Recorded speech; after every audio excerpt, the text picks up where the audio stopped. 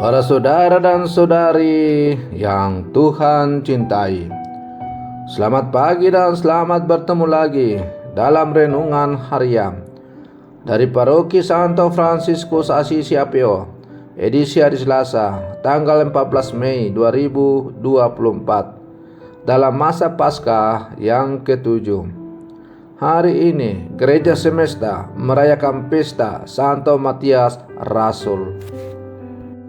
Mengawali hari yang baru ini, kita hendak mendengar dan merenungkan sabda Tuhan. Marilah sebelum kita mendengar dan merenungkan sabda Tuhan, kita berdoa. Dalam nama Bapa dan Putra dan Roh Kudus. Amin. Allah Bapa yang Maha Pengasih, Engkau telah menggabungkan Santo Matias dalam kelompok para rasul-Mu. Semoga berkat doa dan ajarannya kami senantiasa bersuka cita karena Kau panggil dan Kau masukkan ke dalam bilangan para pilihan-Mu. Bersabdalah ya Tuhan, kami siap mendengarkan. Terpujilah Engkau Bapa, Putra dan Roh Kudus, kini dan sepanjang segala masa. Amin.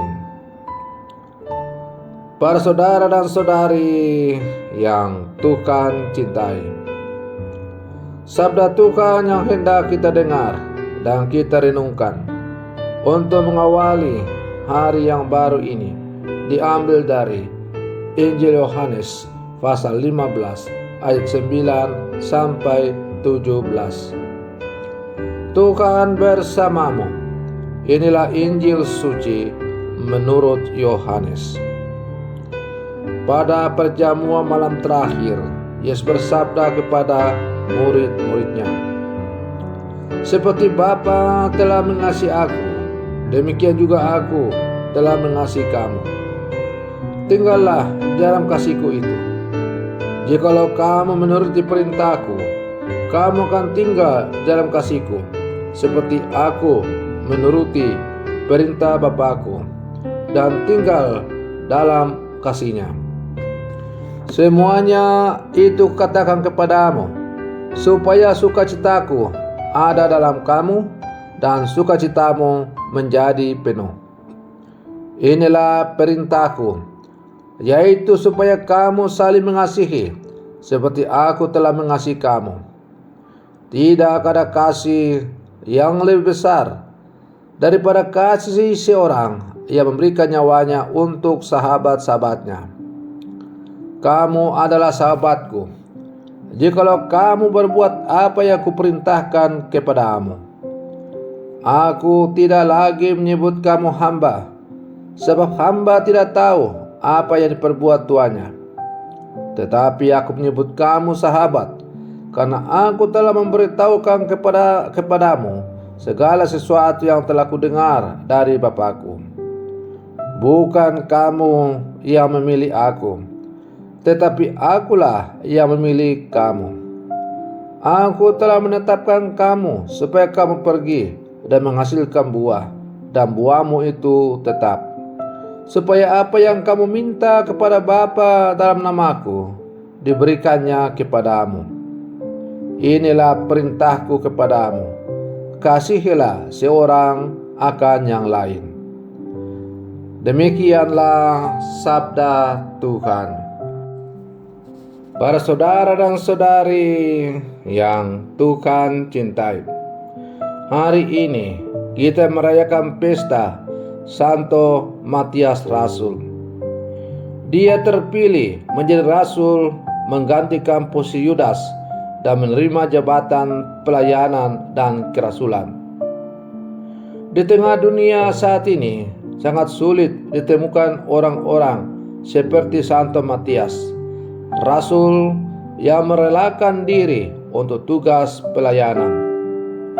Sebagian besar orang lebih memilih mementingkan diri sendiri dan mengabaikan karya kerasulan Kristiani. Para saudara dan saudari yang Tuhan cintai, bagaimana Matias dipilih? Jika kita menjawab dengan membuang undi, jawaban ini tidak lengkap. karena kita seolah-olah mengatakan bahwa pilihan tersebut tergantung pada keberuntungan. Pemilihan Matias di satu pihak merupakan proses seleksi manusiawi, tetapi di pihak lain juga campur tangan Allah. Mereka menyepakati kriteria pemilihan, kemudian berdoa sebelum membuang undi untuk menyatakan bahwa Tuhanlah yang memilih. Ada beberapa gereja yang masih menggunakan tradisi tersebut. Para saudara dan saudari yang Tuhan cintai, pemilihan Matias ini mengingatkan kita bahwa panggilan hidup kita sebagai orang Katolik tidaklah semata-mata kemauan kita, tetapi juga anugerah Tuhan yang perlu kita terima dan kita hayati dengan rasa syukur dan kesetiaan. Bukan kamu yang memilih aku, tetapi akulah yang memilih kamu. Hal ini sejalan dengan apa yang dikatakan oleh Yesus, bahwa panggilan kita menjadi orang-orang percaya adalah karena panggilan dari Tuhan itu sendiri. Panggilan hidup kita tidak berbeda dengan panggilan semua orang, yaitu mengasihi seorang akan yang lain. Kita mungkin bertanya, di mana kekasan panggilan hidup kekatolikan? Panggilan kita tidak hanya mencintai sesama, tetapi juga masuk dalam hubungan mesra dengan Bapa dan Tuhan kita Yesus Kristus. Kita dapat berdoa kepada Bapa dalam nama Yesus, dan kita adalah sahabat-sahabat Yesus. Tidakkah hal ini menyukakan hati kita? Para saudara dan saudari yang Tuhan cintai, kita adalah murid-murid Yesus yang hidup di zaman sekarang.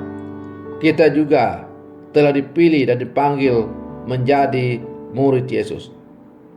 Pemilihan dan panggilan menjadi murid Yesus itu diawali dengan ketika kita menerima sakramen permandian. Dengan menerima sakramen permandian yang kemudian disusul dengan penerimaan sakramen-sakramen yang lain, maka kita semakin menyatakan bahwa kita mau untuk hidup sesuai dengan apa yang dihidupi oleh seorang yang dipanggil menjadi murid Yesus.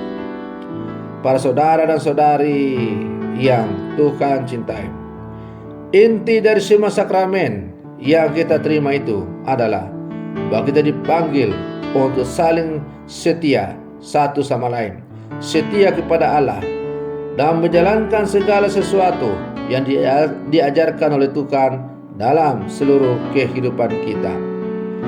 Para saudara dan saudari yang Tuhan cintai, maka mari kita berlangkah bersama menjadi Rasul Matias baru yang hidup sama sekarang, yang telah dipanggil oleh Tuhan melalui sakramen pembaptisan untuk menjadi rasul-rasul Kristus dalam seluruh kehidupan kita. Mari kita berlangkah maju bersama, bergandengan tangan, memberikan kesaksian tentang Kristus dalam seluruh hidup dan karya kita. Semoga dunia semakin dipenuhi dengan kedamaian, kasih sejahtera dari Kristus karena kesaksian hidup dari putra-putri Allah, murid-murid Kristus yang hidup di zaman sekarang. Semoga demikian. Selamat pagi, Tuhan Yesus memberkati.